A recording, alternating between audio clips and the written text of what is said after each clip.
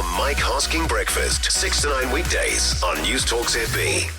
G'day there. It probably came out on the wrong day to get the coverage it deserved, but one of the latest pieces of economic, or the last piece of economic, or the economy to turn around, told us basically that consumer confidence is back, up 6 points, which is a lot to 98. Now, it needs to be 100 or more for expansion, but it is the highest figure since June, and it does back the business confidence, which came out last week, and that was actually up quite a lot.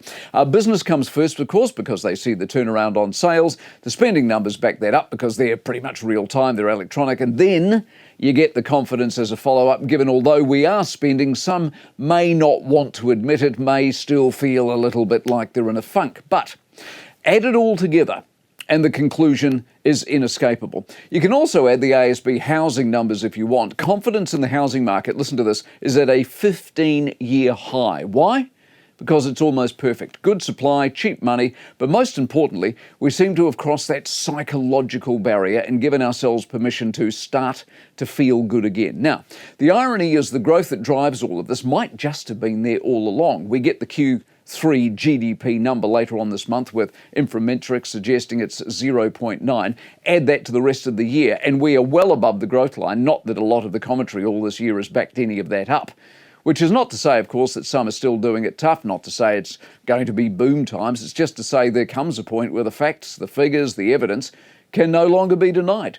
So here's my prediction. As a result of all of this, 2026 might well be a very, very good year indeed, based on the idea that economies are about psychologies. I mean, yes, they're about fundamentals, but if the fundamentals are in place, the next thing you look for is mood.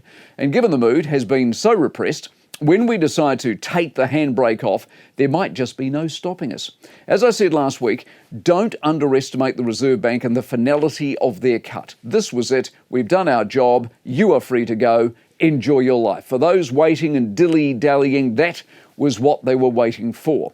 Next confidence survey will be over 100, and that will be the start of a trend for the year ahead.